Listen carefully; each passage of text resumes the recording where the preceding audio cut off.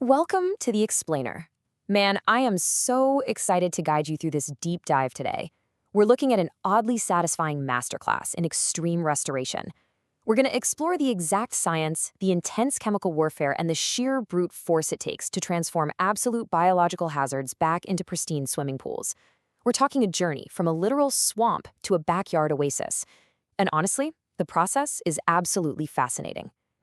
Let me just hook your imagination for a quick second here. What do you actually think lurks beneath the surface of a forgotten pool cover after a long, dark winter?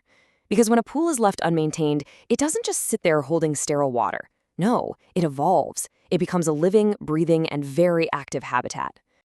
The source material details some truly horrifying discoveries when you peel back these covers. Seriously, we aren't just talking about a few stray autumn leaves here. We're talking about thick, angry swarms of mosquitoes taking flight the literal second that cover is moved. We're looking at giant spiders, slugs, and these mysterious, squirming bugs just thriving in the murky water. It's the ultimate gross to glamorous contrast, and that's exactly what makes these rescues so captivating to break down. So, here's our roadmap for today's explainer. First, we'll be assessing the swamp. 2, pool chemistry and chemical warfare. 3, the brute force cleanup. 4, uncovering hot tub horrors. And finally, rescuing fully abandoned pools. Let's dive in. Section 1. Assessing the swamp. Before a single brush even touches those tiles, you've got to know exactly what kind of biological threat you're fighting. The initial assessment almost always reveals a thriving, completely unwanted ecosystem. You know, the water isn't just dirty, it's this dark green, heavily clouded soup. There are thick layers of wet leaves and debris acting as basically an all-you-can-eat buffet for the algae. And, like we mentioned, active swarms of mosquitoes and unknown aquatic wildlife have totally moved in. Basically, pulling back a winter cover is essentially pulling back the roof on a completely hostile biological environment. Section 2. Pool chemistry and chemical warfare. Okay, so physical labor means absolutely nothing if the water's invisible chemistry isn't perfectly balanced first. A great example of this from the source material is a cleanup at the home of freestyle mountain biker Matt Jones. Before they could even think about treating the green water, they tested the chemistry and found out the pH was incredibly high. Now, why does this matter? Well, if your pH is off, your heavy-duty chemicals just won't work, period. They had to deploy a chemical called pH- just to bring the pH level down. Only when the pH is exactly right can the chlorine operate at its absolute full potential to actually sanitize the pool. Once that pH is totally dialed in, the real chemical warfare begins, using 2 main weapons, shock and flock. And they serve completely different but equally vital functions. Shock is essentially just massive doses of chlorine poured directly in front of the pool jet so it circulates quickly. Its job? Pure destruction. It wipes out all the living algae and bacteria in the pool. Flock, on the other hand, is a coagulant.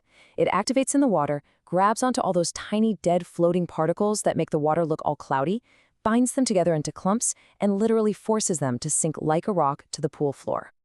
Section 3. The brute force cleanup. There is this universal, incredibly satisfying 4-step loop that clears up almost any green pool, whether it's a simple above-ground setup or a crazy luxury in-ground build.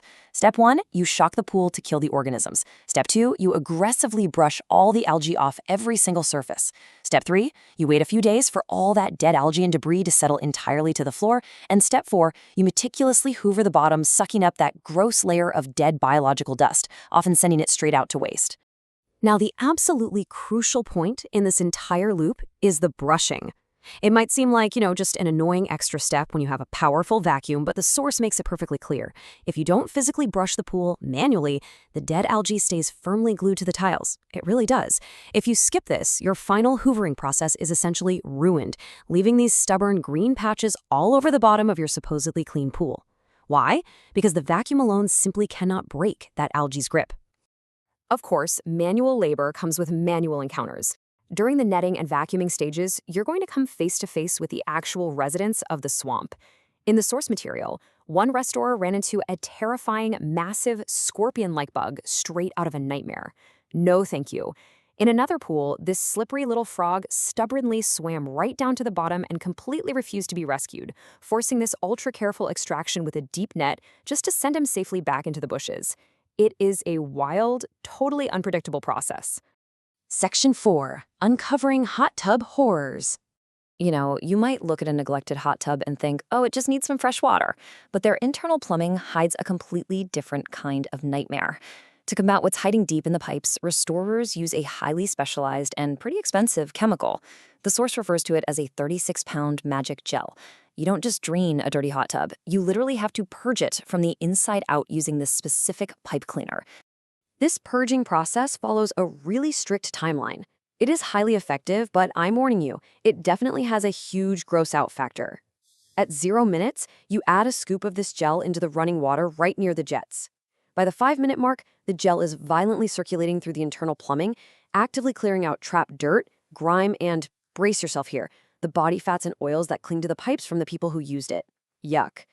By 15 minutes, all that biological grime purges out into the tub as this thick, sticky foam. Finally, at 30 minutes, you completely drain the tub, spray the whole thing down with a dedicated shell cleaner, and aggressively scrub that sticky, purged mess off the sides. It is intense, to say the least. Section 5. Rescuing fully abandoned pools. Now for the absolute ultimate test. Properties where standard chemical shock treatments are completely useless because the sheer volume of neglect is just way too massive. 8 years. That is the staggering amount of time one of the pools in our source material was left completely abandoned. Just imagine it. 8 continuous years of rotting leaves, stagnant rainwater, and unchecked biological growth. What you get in that scenario isn't just green water, you get a thick, impenetrable blanket of algae and a massive, heavy slope of deep sludge right at the bottom. You obviously can't just vacuum up 8 years of sludge. This level of neglect requires extreme restoration tactics and some seriously heavy-duty physical labor. I mean, they have to deploy actual sewage pumps just to extract the thick, muddy water from the bottom. They bring out high-powered jet washers to blast the heavy, set-in stains off the pool's steps and walls. The infrastructure itself is usually rotting at this point, requiring repairs to split skimmers and broken rendering.